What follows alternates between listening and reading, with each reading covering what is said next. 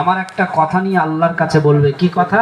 যে আমার সম্পদ অনেক রয়েছে, টাকা পয়সা, কিন্তু দুনিয়ার এই গোটা বিশ্বের যত সৃষ্টিজীব রয়েছে সবার কথা আমি যাতে বুঝতে পারি, এই ক্ষমতা আল্লাহ যেন আমার দিয়ে দেয়। আচ্ছা, এখানে যারা বসে আছেন সত্যি কথা বলবেন, কুকুর যে ভাষায় কথা বলে আমরা বুঝতে পারি বলে মনে হয়? আমরা জানি ঘেউ ঘেউ করছে, ঠিক না বেঠিক? গরু থেকে নিয়ে পৃথিবীর যত সৃষ্টি জগৎ রয়েছে কারো ভাষা বুঝি না, কিন্তু একজন নবীর ক্ষমতা দেওয়া হয়েছে যিনি সুলাইমান, সব ভাষা বুঝতেন, সবার কথা জানতেন। তো যাই হোক, বাদশাহ বললেন, নবী মুসা গিয়ে আল্লাহর কাছে শোনালেন। আল্লাহ বললেন, নবী মুসা যাও, এই ক্ষমতা ওই বাদশাহ আমি দিয়ে দিয়েছি পরীক্ষার জন্য। এখন বাদশাহী ক্ষমতা পেয়ে নিয়ে এখন উনি করলেন কি, পরের দিন কিছু গোস্ত এনে রান্না বান্না করলেন। এক টুকরো গোস্ত বাইরে যেই ফেলেছেন, একটা মোরগ এসে গোস্তের টুকরো ধরলেন। ধরার পর একটা কুকুর এসে ঘেউ ঘেউ করছে, তার ভাষায় বলছে যে মোরগ আজকে সারাদিন কিছু খেতে পাইনি, ওই গোস্তের টুকরোটা আমাকে দিয়ে দাও। ভালো করে শুনবেন, কিতাবের আলোচনা আমাদের জীবনে অত্যন্ত প্রয়োজন রয়েছে, কারণ আমরা আজকে এরকম দুনিয়াদার হয়ে গেছি, দুনিয়াদার হয়ে গেছি। এবার কুকুরি ভাষায় যখন বললেন, মোরগ তখন তার ভাষায় বলছে, দেখো কুকুর, সামান্য এই গোস্তের টুকরো তোমার পেট ভরবে না, কাল সকালবেলা এই মালিকের বাড়ি একটা হাতি রয়েছে, সেটা মারা যাবে, যত খুশি তুমি খেয়ে নিও। আচ্ছা, এই মোরগের এই কথাটা শুনেছে কে? কথা বলেন। বাড়িওয়ালা, মালিক, সব ভাষা বোঝে। মালিক শুনছে যে মোরগ বলছে কুকুরকে যে এই বাড়িওয়ালার একটা হাতি মারা যাবে, যত খুশি খেয়ে নিও।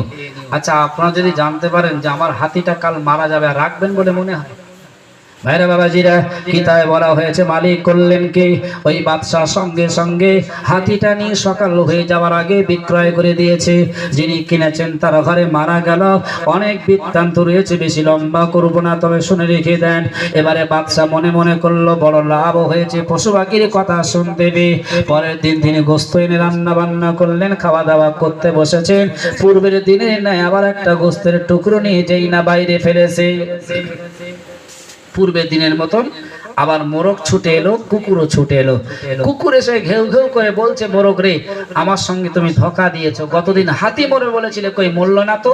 তখন মোরগের ভাষায় বলছে, দেখো কুকুর, আমি বলেছিলাম ঠিকই, কিন্তু এই বাড়িওয়ালার হাতিটা মরেছে, আর আমি আজকে একটা খবর দিচ্ছি, শোনো, এই বাড়িওয়ালার একটা ঘোড়া রয়েছে, ওটা মারা যাবে, কাল সকালবেলা যত খুশি তুমি খেয়ে নিও।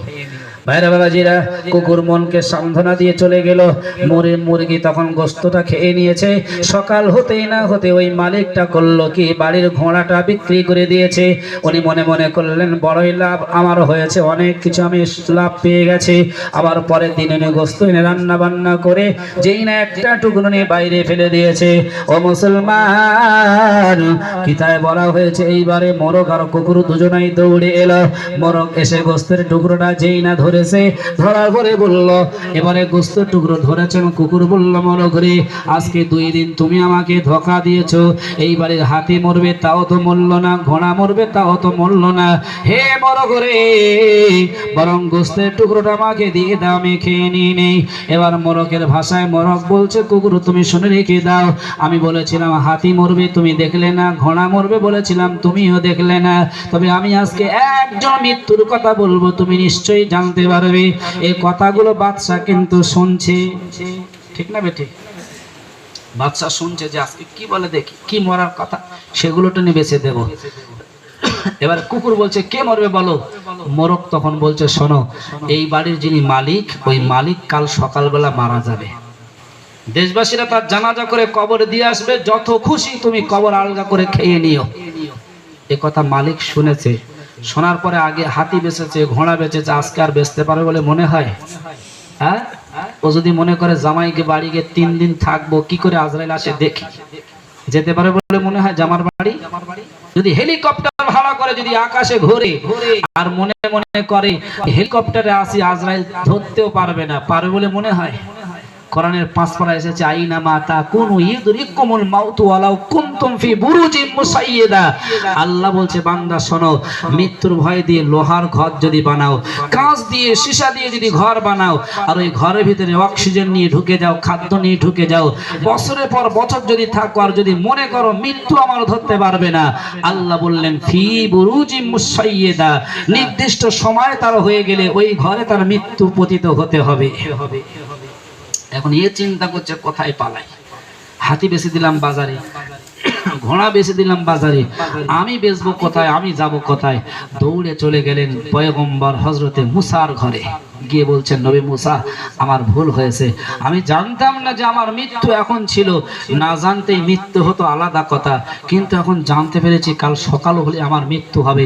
আমার ভুল হয়েছে, ভাষাটা শোনা, আমাকে ক্ষমা করো, আল্লাহর কাছে যেন বলো আমার এর থেকে যেন বাঁচায়, আর মৃত্যু থেকে যেন আমাকে রেহাই করে দেয়। যেহেতু আমি ঠকিয়েছি মানুষকে, হাতি ঘোড়া মরো বলেছিলাম, সেগুলো সব বেশি আমি মানুষকে ঠকিয়ে দিয়েছি। আচ্ছা আপনারা বলেন তো দেখি, যারা নির্দিষ্ট মরণের সময় হয়ে যায়, আল্লাহ কি তার কি মৃত্যুর সময় থেকে একটু সরিয়ে দেয় বলে মনে হয়?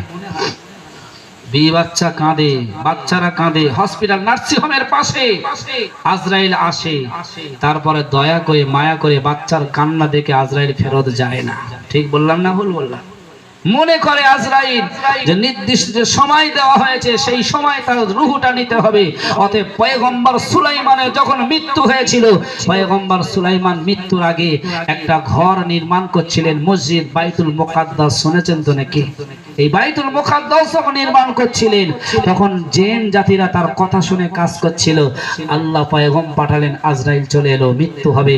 আজরাইলকে মহান আল্লাহর নবী সুলাইমান বলছেন, তুমি ফেরত যাও, আমি আল্লাহর কাছে আমার মৃত্যুর সময় একটু নিয়ে নেব। আল্লাহকে বলেন, আল্লাহ যদি আপনি আমার এখন মরণ দেন, বাইতুল মুকাদ্দাস অসমাপ্ত থেকে যাবে, অতএব আমার একটু হায়াত দেন, যাতে বাইতুল মুকাদ্দাস আপনারই ঘর যেন তৈরি কমপ্লিট হয়ে যায়। আল্লাহ বললেন, হে নবী সুলাইমান, যেটা আমার সুন্নাত, আমি আল্লাহ আমার সুন্নাত রয়েছে, নিয়ম রয়েছে, তার থেকে এক বিন্দু পরিমাণ সময় এদিক আর ওদিকে করি না। আমি যেটা করি সেটা নির্দিষ্ট সময় করি, এর থেকে কোনো আলাদা হবে না। অতএব একটা সুযোগ তুমি নবী হিসাবে আর আমার ঘরের জন্য দিতে পারি, সেটা কি? তাই বলে 1 বছর পিছিয়ে দেবে বলে মনে হয়? 10 দিন পিছিয়ে দেবে? তা করলেননি, কিতাব বলছে। ভাইরা বাবাজিরা, মহান আল্লাহ বললেন, নবী সুলাইমান শুনে রেখে দাও, আমি আল্লাহ তোমার জন্য আর আমার ঘরের খাতিরে একটা করে দিতে পারি। সেটা হলো কি, তোমার মৃত্যু যে সময় আছে সেই সময় তোমার মৃত্যু হয়ে যাবে, কিন্তু আমি আল্লাহ এত বড় ক্ষমতাবান, তোমার মৃত্যুর পরেতে তোমাকে আমি আল্লাহ মৃত্যু অবস্থাতে লাঠির উপরে ভর দিয়ে দাঁড় করিয়ে রাখবো। জোরে বলুন সুবহানাল্লাহ। নবী সুলাইমানের মৃত্যু হয়ে গেল, লাঠির উপরে ভর দিয়ে দাঁড়িয়ে আছেন। জিন জাতিরা মনে করছে যে নবী সুলাইমান মহলে যায়, ঘরে ঢোকে, পেশাব পায়খানার প্রয়োজন হয়, আবার আসে, আর আজকে নবী সুলাইমান একভাবে দাঁড়িয়ে আছে, তার মানে ডিউটি বেশি করে করতে হবে, নাইলে বিপদ। ঠিক না বেটি? জিনেরা আরো বেশি কাজ করছে, 10 দিনের কাজ 2 দিনে কমপ্লিট। জোরে বলুন সুবহানাল্লাহ। বাইতুল মুকাদ্দাস কমপ্লিট হয়ে গেল। এবারে জিনদের ভিতরে একজন বুদ্ধিমান জিন ছিল, সে চিন্তা করলো যে নবী সুলাইমান তো মানুষ, ওর তো বাড়ি যাওয়ার প্রয়োজন আছে, বিয়ে বাচ্চা আছে, কিন্তু আজ দীর্ঘদিন একই জায়গায় দাঁড়িয়ে একই অবস্থাতে রয়েছে, কোন জিনিসের মধ্যে আছে।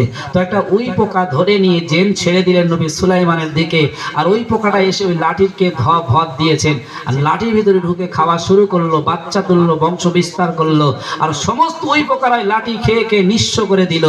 এক সময় নবী সুলাইমান লাঠি দুর্বল হয়ে পড়ে গেলেন। জিনদের দেখে বললে, দেখো আমি তোমাদের সর্দার, এই জিন বলছিলাম তোমাদের একটা সমস্যার মধ্যে। নবী সুলাইমান আজকে মরেনি, অনেক দিন আগে মারা গেছে, কিন্তু বাইতুল মুকাদ্দাস কমপ্লিট করার জন্য আল্লাহ তাকে মৃত্যু অবস্থায় দাঁড় করে রেখেছিল। জোরে বলুন সুবহানাল্লাহ। মানুষ মনে মনে করছে যে আমার বাড়ি গাড়ি সব আছে, টাকা পয়সা সব আছে, নামাজ পড়ার কোনো দরকার নেই, সব মনে মনে হয়তো অনেকেই করে। আল্লাহর কসম, সবাই চলে যাবেন দুনিয়াতে। আপনি নিয়ত থাকলে, আশা থাকলেও 1 মুহূর্ত 1 সেকেন্ড থাকতে পারবেন না। অতএব বুদ্ধিমান তারা যারা এই দুনিয়ায় থাকতে কবরে পুঁজি সঞ্চয় করতে পেরেছে, দুনিয়াও চলবে তার মাধ্যম দিয়ে কবরে পুঁজি সঞ্চয় করতে। অতএব আমরা সকলে নিয়ত করব আগামী কাল থেকে যেন 5 ওয়াক্ত নামাজটাকে বাকায়দা আদায় করি। সকলে বলেন ইনশাআল্লাহ। ইনশাআল্লাহ। জোরে বলেন ইনশাআল্লাহ। 5 ওয়াক্ত নামাজ আদায় করবেন। দ্বিতীয় নম্বর, আমি একটা কথা বলেছিলাম, রাসূল বলেছেন মুদমিনুল খামর, এই মদ খাওয়া, মদ ব্যক্তিদের জন্য জান্নাত হারাম। আর দ্বিতীয় নম্বর হলো আপনি যারা পিতামাতার অবাধ্য সন্তান। আজকে ছেলেদের হাতে টাকা রয়েছে, বাপ মাকে চেনে না, মনে করছে যে টাকা আছে এতেই সমাপ্ত। একটা গরিব মানুষ বাপ 500 টাকার ঔষধ কিনবে, অনেক ছেলেদের কাছে ভিখারির মতন হাত চাইতে হয় বর্তমান সময়। তবে আপনার এলাকায় টাকা পয়সা আছে, সেই সমস্যাটা মনে হয় নেই। তবে রসুল বলেছেন হুমা জান্নাতুকা ওয়া নারুকা, সন্তানের জন্য জান্নাত আর জাহান্নাম হলো তার মা আর তার আব্বা। জোরে বলুন সুবহানাল্লাহ। ভাইরা বাবাজিরা, এবার আমি শেষ কথায় আপনাদের কাছে বলতে চাই, বিশ্বনবী জনাবে মুহাম্মদুর রাসূলুল্লাহ জানিয়ে দিয়েছে এই পৃথিবীর মধ্যে 3 শ্রেণীর মানুষের ভিতরে 3 নম্বর হলো যাকে মহান আল্লাহ জান্নাত হারাম করেছে, তিনি হলো দায়ুস। এই দায়ুসকে মহান আল্লাহ জান্নাত হারাম করে দিয়েছে।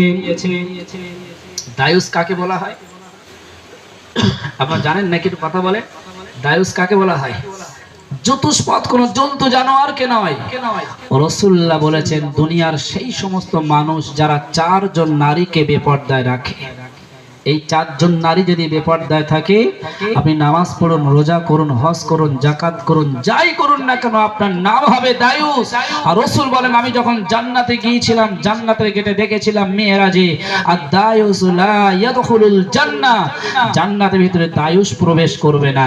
আপনারা দেখেছেন বিভিন্ন ঘরের গেটে বিভিন্ন রকম লেখা থাকে, তো জান্নাতের গেটে লেখা রয়েছে আর দায়ুস লা ইয়াদখুলুল জান্নাহ, দায়ুস কোনোদিন জান্নাতে যাবে না। 4 শ্রেণীর নারী কারা? ভাইরা বাবাজিরা, হাদিস শরীফের মধ্যে বিশ্বনবী আমাদের জানিয়ে দিয়েছে, হে পৃথিবীর মানুষ তোমরা শুনে রেখে দাও, এই 4 শ্রেণীর নারীর ভিতরে হলো প্রথম নম্বর হলো তোমার মা, দ্বিতীয় নম্বর হলো তোমার বিবি, চতুর্থ নম্বর হলো তোমার মেয়ে, তৃতীয় নম্বর হলো তোমার মেয়ে, আর চতুর্থ নম্বর হলো তোমার বোন। এই 4 জন নারীকে যে পুরুষেরা পর্দায় না রাখতে পারবে, ওই পুরুষের নাম হবে দায়ুস। কিয়ামতের দিন হাসরের ময়দানে একজন নারী জাহান্নামী হয়ে যাবে, জাহান্নামের কাছে পৌঁছে গিয়ে বলবে, হে আল্লাহ আমি জাহান্নামে যেতে চাই না, আমার আব্বা দুনিয়ায় ছিল, আব্বাকে আমার কাছে রেখে দিয়ে দাও, আব্বাকে ডেকে নিয়ে তোমার জাহান্নামে যেতে চাই। আল্লাহ বলবেন কেন? ওই সময় বান্দি বলবে, আল্লাহ দুনিয়াতে আমার আব্বা আমাকে জন্ম দিয়েছিল, জন্ম দেওয়ার পরে আমার পর্দা পশিদার কথা বলেনি, বরং ঈদের দিন যখন এসে যেত আমি একটা জামা চেয়েছিলাম, আর এমন জামা আমাকে কিনে দিয়েছিল যে জামাটা পরে আমি ঈদের দিনে ঘুরেছিলাম বিভিন্ন বন্ধু বান্ধবের ঘরে, আমার দেহের বিভিন্ন অংশ পতঙ্গ বিভিন্ন কায়দায় দেখা গিয়েছিল। ওগো আল্লাহ আমার আব্বা জান আমাকে পর্দার কথা বলেনি, অতএব ওই আব্বাকে ডেকে দাও, দাবিয়ে দাবিয়ে তোমার জাহান্নামে যেতে চাই। সেদিন আব্বাকে ডেকে দেওয়া হবে।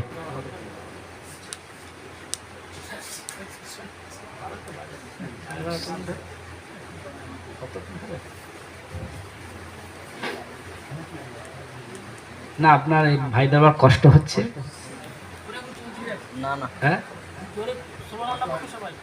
নাকি? তকবীর আমি দেখি না, আরাই তকবীর, মাশাআল্লাহ। আপনারা যদি বলেন শুধু ঘটনা বলতে ঘটনা বলবো, কারণ দেখেন পেটের অসুবিধে, সারা রাত পায়খানা করলেন, রাতের শেষে ডাক্তারের কাছে গেলেন, ডাক্তারবাবু পায়খানা হয়েছে সারা রাত, এমন বড়ি দেন যেন সেরে যায়। ডাক্তার ঘুমের ঘরে মাথার যন্ত্রণা বড়ি দিয়েছে, আর আপনি বাড়ি এসে একটা জায়গায় 2টো খেয়েছেন, সত্যি কথা বলবেন পায়খানা বাড়বে না আরো কমবে? হ্যাঁ, কমবেও না, ঠিক না বে ঠিক? আজকে সমাজে দরকার ছিল যেগুলো, সেগুলো তো বলা হয় না, না বলার কারণে আমরা কিন্তু এখনো পিছিয়ে। হুজুররা ওয়াজ করে, অনেকে মনে মনে করে যে হুজুর যা বলে মনে হয় এগুলো সব বানানো কথা, আল্লাহর কসম নয়। কোরআন আর হাদিস থেকে আপনাদের কাছে তুলে ধরলাম, আর আপনাদের ভালোবাসি বলে বললাম। এক হুজুর ওয়াজ করতে করতে বলছে সালাম দিতে হবে, সালাম দেওয়া সুন্নাত। সালাম দেওয়াটা কি? আপনাদের এলাকায় বিভিন্ন সালাম দেওয়া হয়, ভালোবাসা। এই সালাম দেওয়ার মাধ্যমে অনেক বরকত রয়েছে। রাসূল বলেছেন আসসালামু ক্বাবলাল কালাম, সালাম কথাবার্তার আগে সালাম দাও, আর যিনি সালাম দিলেন তার উপরে আল্লাহ খুশি হয়ে 80টা সওয়াব দেবেন। জোরে বলুন সুবহানাল্লাহ। আর যিনি উত্তর দেবেন আল্লাহ তাকে খুশি করে 10টা সওয়াব দেবেন। তাহলে সালাম দেওয়া ভালো না উত্তর দেওয়া ভালো? সালাম দেওয়াটাই ভালো। আগে আগে সালাম দিলে বেশি সওয়াব পাওয়া যাবে, তবে উত্তর দিতে হবে, যিনি সালাম দেবেন তাকে মন খুলে উত্তর দিতে হবে। তো যাই হোক, এখন হুজুর ওয়াজ করতে করতে বলছেন নবীর কিছু সুন্নাত আছে, মুখে দাড়ি রাখা সুন্নত, মাথায় টুপি দেওয়া সুন্নত, এগুলো সুন্নত আদায় করে সালাম দিতে হয়, সালাম দেওয়াটাও সুন্নত। মাথায় টুপি দিয়ে সালাম দেওয়া সুন্নত হুজুর শেষবারের মতন 2বার করে বলে দিলেন। কি বললেন? যে মাথায় টুপি দিয়ে সালাম দেওয়া সুন্নত। কি বলেছেন জোরে বলেন? মাথায় টুপি দিয়ে সালাম দেওয়া সুন্নাত। এখন এই কথা শুনে যে যার মতন বাড়ি চলে গেল। বাড়ি চলে গিয়ে পরের দিন সকালবেলা আপনার সোনার কাজ করেন, সোনার দোকানে চলে যাবেন, যারা ব্যবসা করেন ব্যবসা চলে যাবেন। তো যিনি ওয়াজ করলেন তার ভিতরে একজন রয়েছে মাঠে নাঙল চষে। কাদায় নাঙল চষতে হয়, গেঞ্জি জামা সব খুলে মাত্র একটা লুঙ্গি তাও কাঁচা মেরে নিয়েছে। সেই রকম কাঁচা মেরে নাঙল চষা শুরু করেছে। মাঠের ওই কাজ দিয়ে একটা রাস্তা সরু। এখন যে হুজুর ওয়াজ করেছিল গত রাত্রেবেলা মাথায় টুপি দিয়ে সালাম দেওয়া ভালো, সেই হুজুরটা দুপুর বেলায় রাস্তা দিয়ে এপার থেকে ওপারে যাচ্ছে। এখন নাঙল চষতে চষতে দেখতে পেলো সেই হুজুর তো আসছে, আর বলেছিল সালাম দিতে হয় আর মাথায় টুপি দিয়ে, কিন্তু টুপি তো নেই, সালাম দেব কি করে? এখন লুঙ্গি কাঁচা মারা ছিল, খুলে নিয়ে আচ্ছা করে মাথায় পাকড়ি বেঁধে বলছে, হুজুর আসসালামু আলাইকুম। হুজুর বলছে, বাবা তোর নিচে কি ফাঁকা? তো বলছে, হুজুর আপনি তো কাল বলেছিলেন মাথায় টুপি দিয়ে সালাম দিতে হয়, ওই জন্য কাঁচা খুলেই সালাম দিয়েছি। হুজুর বললেন, খবরদার নয়, আগে ফরজ। ঠিক না বে ঠিক? আর আমরা সমাজে আজকে দেখেছি সামান্য লাইলাতুল বরাত নিয়ে মাথা খারাপ, কিন্তু তারপরে দেখবেন ওই রাত্রিবেলা ফজরের নামাজ অনেকে পড়ি না। রাত 1টা পর্যন্ত জলসা হবে, বাড়ি চলে যাবে, জলসা শুনেছে, কিন্তু ফজরের নামাজ যে ফরজ এটা অনেকে মনে করে উঠে ফজরের নামাজ পড়ি না। ঠিক বললাম না ভুল বললাম? রাগ করবেন না, একবার দুরূদ শরীফ আল্লাহুম্মা সাল্লি আলা সাইয়্যিদিনা মাওলানা ওয়া আলা আলি সাইয়্যিদিনা। পাহাড় যেমন করে ঝরনা ঝরায়, নদী যেমন করে সাগরকে চায়, তেমনি করে প্রভু চাই তোমাকে, আধার যেমন করে চায় আলোকে, আধার যেমন করে চায় আলোকে।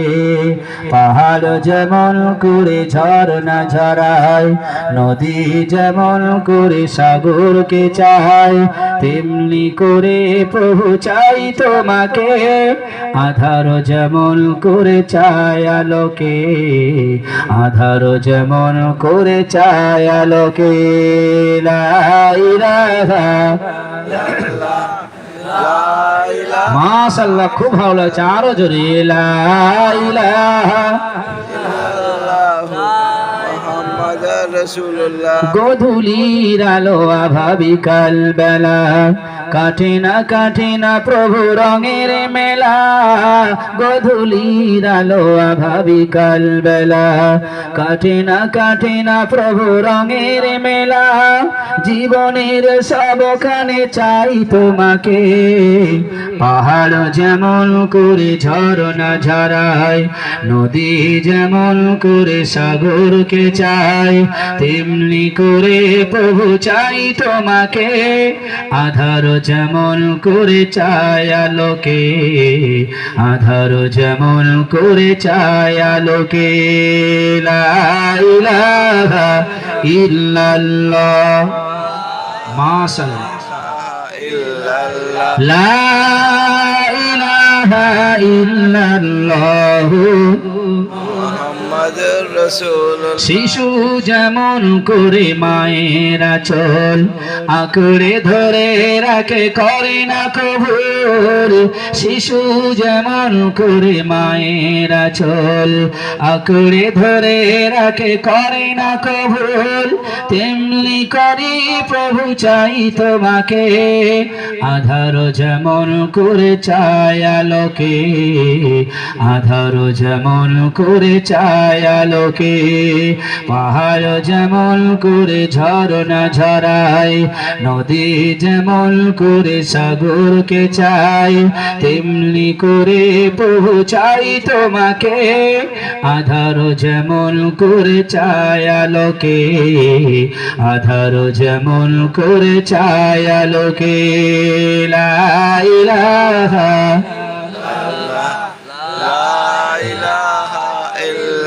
লা ইলাহা ইল্লাল্লাহ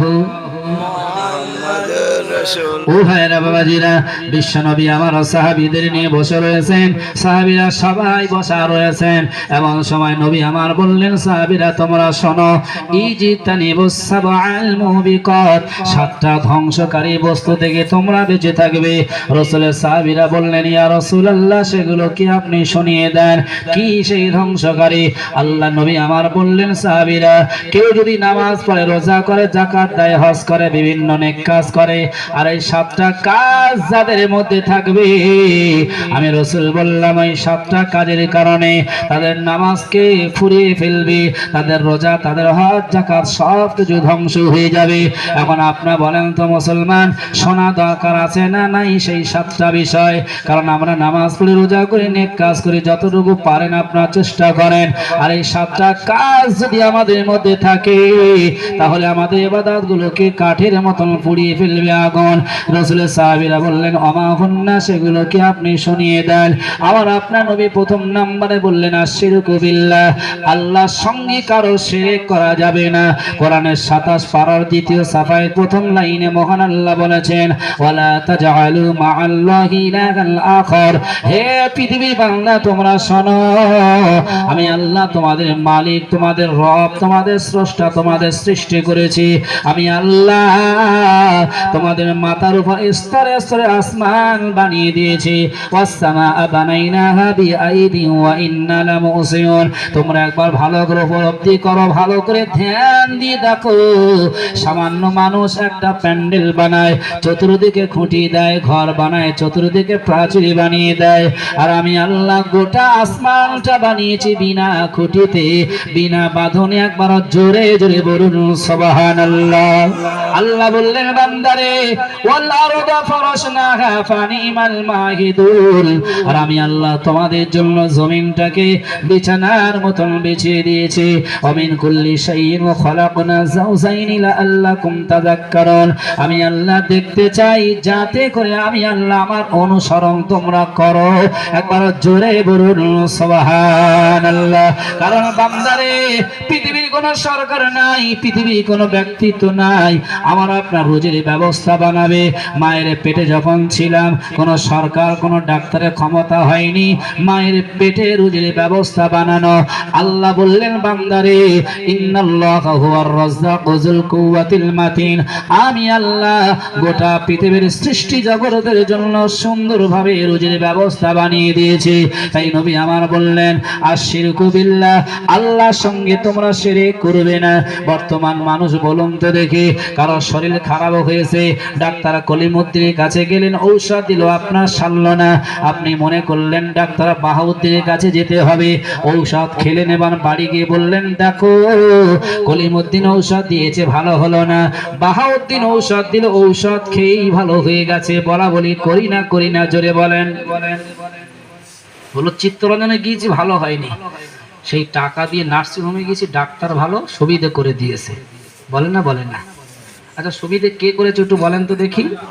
আল্লাহ করেছে। আল্লাহ বলছে, বান্দা শোনো, আমি আল্লাহু আল হাইয়ুল কাইয়ুম লা তাখুযুহু সিনাতুন ওয়ালা নাওম। পৃথিবীর মানুষেরা ঘুমায়, সবাই, রাজা বাদশা ঘুমায়, মন্ত্রী মোড়ল মাতব্বর ঘুমায়, স্বামী স্ত্রী ঘুমায়, বাচ্চারা ঘুমায়, গোটা পৃথিবী ঘুমায়। আমি আল্লাহ, আমার কোনো ঘুম নেই। আমি আল্লাহ সর্বদাই বান্দাদের জন্য নিয়োজিত। জোরে বলুন সুবহানাল্লাহ। যখন যে চায় আমি আল্লাহ তখন তার দেওয়ার জন্য প্রস্তুত রয়েছি। তাই বান্দা শোনো, তবে আমি আল্লাহ বলছি, আমার নিয়ম শৃঙ্খলা, আমার হুকুমগুলো মেনে যখন চাইবে, আমি আল্লাহ বলছি বান্দাদের চাওয়া আশা দোয়াকে পূরণ করি, কোনোদিন ভঙ্গ করি না। ইন্নাল্লাহা লা ইখলিফুল মিয়াদ, আমি আল্লাহ ওয়াদা ভঙ্গ করি না। জোরে বলুন সুবহানাল্লাহ। আপনাদের এই গ্রামে যিনি বড় লোক, ধনাঢ্য ব্যক্তি, কোন গরিব মানুষ তার কাছে গেল, টাকা চাইলো, দিয়ে দিল। আবার পরের দিন গিয়ে বললো, বাবু টাকা দিয়েছেন, খরচ হয়ে গেল, আর একটু দেন, আরেকটি দিয়ে দিল। তৃতীয়বার যখন যাবেন, উনি আর দেবে বলে মনে হয়? বলবে, তো দুবার দিয়েছি, এবার আসলে ধরে ঠেঙ্গান দেবো, হাঁট আগে। বলবে না, বলবে না? আল্লাহ বলছে, বান্দা শোনো, আমি আল্লাহ আমার কাছে বান্দা যতবার চাই, আমি আল্লাহ ততবার বেশি খুশি হই। জোরে বলুন সুবহানাল্লাহ। অনেকে মনে মনে করে আল্লাহর কাছে চাই কিন্তু পাই না কেন? তলা যদি ফাঁকা রেখে দিয়ে দেন, একটা ডাব্বা এনেছেন, এনে তলা ফাটিয়ে ফাঁকা করে চাল ঢেলছেন উপর থেকে, ভর্তি করবেন। 10 বস্তা ঢেলা হয়ে গেল, ভর্তি হয় না। ভুল কার? ওই তলা যদি না ফাটাতেন তাহলে ভর্তি হতো, ঠিক না বেঠিক? আজকে হিসাব করে বুকে হাত দিয়ে বলেন আমাদের জীবন ব্যবস্থাটা কোরআনের মধ্যে হয়েছে কিনা। আপনি বুকে হাত দিয়ে বলেন আমাদের জীবন ব্যবস্থাটা সুন্নাত আকীদায় চালাচ্ছি কিনা। যদি আপনি সুন্নাত আকীদায় চালাতে পারেন, কোরআনের বিধান অনুযায়ী মানতে পারেন, আল্লাহর কসম আমাদের পীর আবু বকর সিদ্দিক তিনি মেনেছিলেন, তাই আল্লাহর কাছে যখন খুশি তখন চেয়েছে, পেয়েছে। বসিরহাটে আল্লামা রুহুল আমিন সাহেব তিনি চেয়েছেন, শাহ ওলিউল্লাহ মুহাদ্দিস দেহলভী তিনি জীবন তৈরি করেছিলেন, যখন যেটা চেয়েছেন তখন পেয়েছেন। আমরা যদি জীবন তৈরি করি আমরা পাবো না? পাবো না? অবশ্যই পাবো। আমরা তৈরি করতে পারি না। ভাইরা বাবাজিরা, আমি যে কথা বলতে চলে এসেছি, তাহলে এই যে তানিবুস সাবাইল মুবিকাত ভালো করে মাথায় রাখবেন। 7টা ধ্বংসকারী বস্তু, আর আমি বলছি বলে শুনে চলে যাবেন তা নয়। এই 7টা ধ্বংসকারী বস্তু থেকে বেঁচে থাকতে চেষ্টা করতে হবে। রাসূলের সাহাবীরা এবার বললেন, হে নবী আপনি বলুন বলুন দ্বিতীয় নম্বর কোনটি আপনি শুনিয়ে দেন। আমার আপনার নবী বলেন আসসিহরু, তোমরা জাদু করবে না। তৃতীয় নম্বর হলো ওয়াকাতলুন নাফসুল্লাতী হারামাল্লাহু ইল্লা বিল হক, অন্যায় ভাবে কেউ কাউকে হত্যা করতে পারবে না। অসুবিধা হয় না তো নাকি?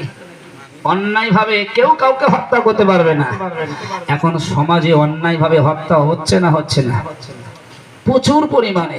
এখন ধরে নেন কেউ অন্যায় করে হত্যা করেছে, শেষ টাইমে গিয়ে মসজিদ বানাচ্ছে, মাদ্রাসা বানাচ্ছে, হজে 4-5 বার যাওয়ার লাইন দিচ্ছে।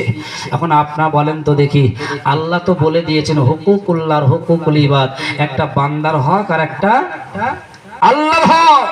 যদি আল্লাহর হক আল্লাহ কাউকে ক্ষমা করতে চায় ক্ষমা করে দিতে পারে, আর যদি বান্দার হক থাকে আর বান্দা যদি ক্ষমা না করে জীবনে ক্ষমা হবে হবে না।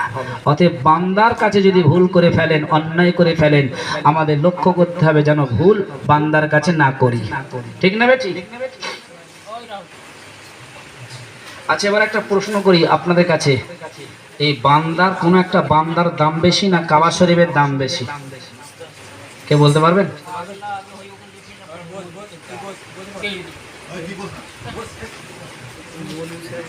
আচ্ছা বুঝতে পারেন, পরে হবে।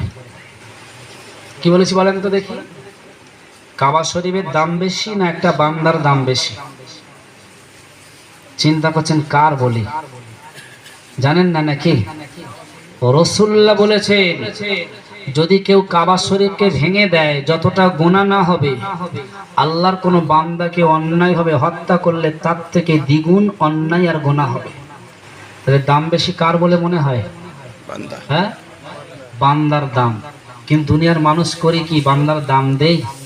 মোবাইল খুললে দেখা যায় বিভিন্ন রকম ভাবে মানুষ হত্যা হচ্ছে, বিভিন্ন রকম ভাবে। অতএব অনুরোধ করব যারা মাহফিলে বসেছেন, আপনাদের জীবনটাকে তৈরি করুন। পরকাল আমাদের সবার আছে, সেখানে আমাদের যেতে হবে। এই দুনিয়া থেকে এমন কিছু না করি যাতে পরকালে গিয়ে আমাদের ক্ষতি হয়, ধরা পড়তে হয়। বাইরে বাবাজিরা, তাই রাসূলুল্লাহ জানিয়েছে ওয়াকাতুলুন নাফসুল্লাতী হারামাল্লাহু ইল্লা বিল হক, অন্যায় ভাবে কেউ কাউকে হত্যা করতে পারবে না। চতুর্থ নাম্বার হলো ওয়াতুম মালু মালিল ইয়াতীম, এতিমের মালগুলো তোমরা ধ্বংস করতে পারবে না। তাই বর্তমান সমাজে মাদ্রাসা মক্তব তৈরি হয়েছে, আমার তো মনে হয় বিভিন্ন জায়গায় এতিমদের মাল নিয়ে তারা লুণ্ঠন করতে চলেছে। লক্ষ্য করবেন দান আপনারা দেবেন, কিন্তু আমার মনে হয় সঠিক জায়গা থেকে দান করা দরকার আছে না নাই? আবার কেউ কেউ বলে হুজুর ও কথা বলবেন কেন, দান করার ইচ্ছা হয়েছে দিয়েছি, যেখানে পারে সেখানে সেই বুঝবে। আচ্ছা ঠিক হবে না ভুল হবে কথা বলেন তো দেখি। আমি ছোট্ট একটা রিওয়ায়াত বলছি। আল্লাহর নবী বসা আছেন, একজন ভিখারি এসে বলল নবী আমার কিছু ভিক্ষা দেন। নবী বললেন তোমার ঘরে কিছু আছে? বলল না। নবী ফের জিজ্ঞাসা করলেন কিছু আছে? বলল না। আল্লাহ নবী ধমক দিয়ে বললেন ভালো করে দেখো তোমার ঘরে কিছু আছে কিনা। সে বলল হুজুর আমার ঘরে একটা কম্বল আছে, তাছাড়া কিচ্ছু নেই। তো কম্বলটা আনলেন, নবী আনতে বললেন, নবী বাজারে গিয়ে বিক্রি করলেন। ধরে নেন 3 টাকা বিক্রি হলো, 1 টাকায় নবী কুড়ুল কিনলেন, 2 টাকা আরেক টাকা দিয়ে নবী তার খাদ্য খাবার কিনলেন, আর 1 টাকা তার কাছে দিয়ে বললেন যাও এই কুড়ুল নিয়ে আগামী কাল থেকে বাগানে বনে কাট কাটবে, বিক্রি করবে বাজারে, যা হবে তোমার অনেক মুনাফা হবে।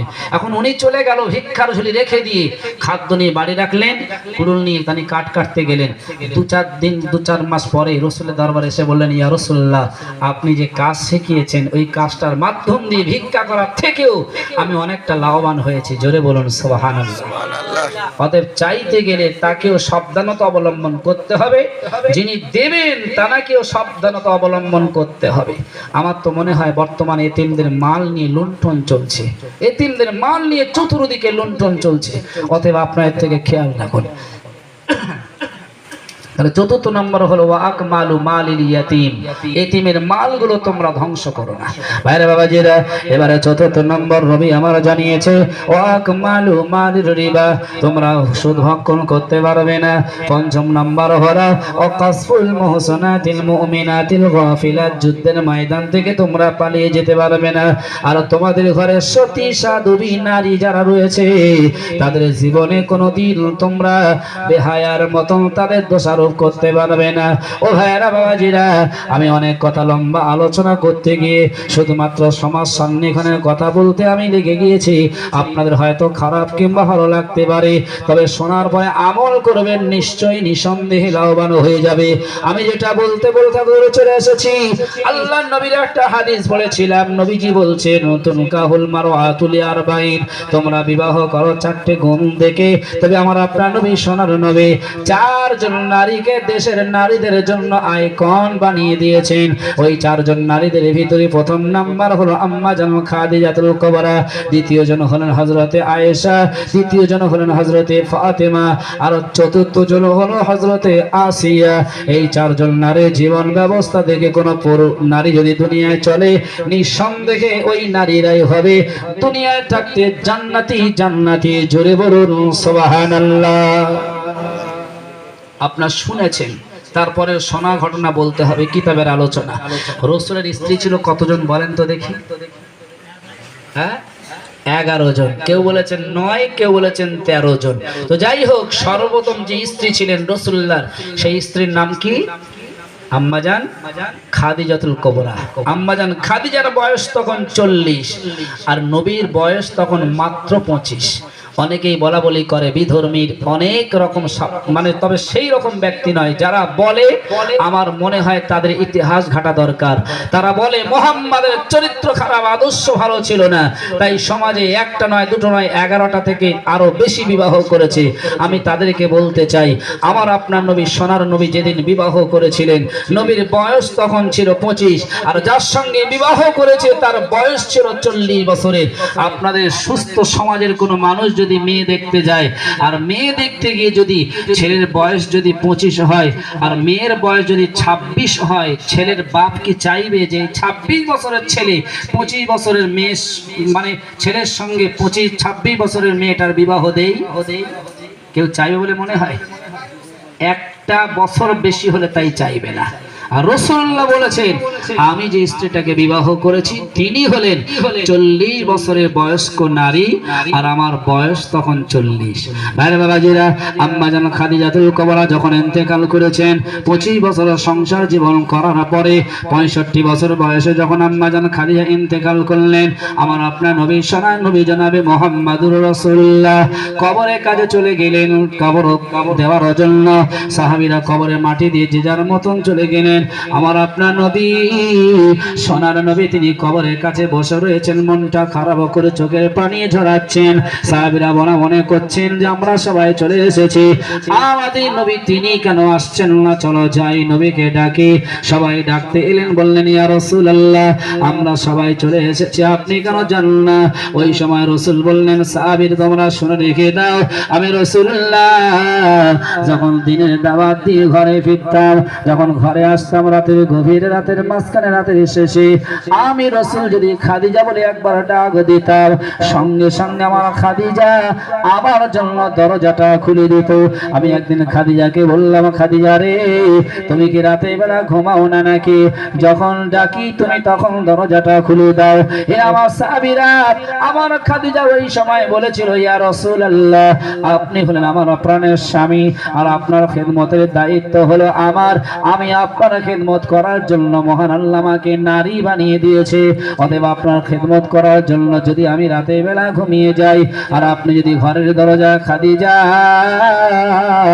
খাদিজা বলে বারবার ডাক দিয়ে দেন, আপনার সঙ্গে আমার বেয়াদবি হয়ে যাবে।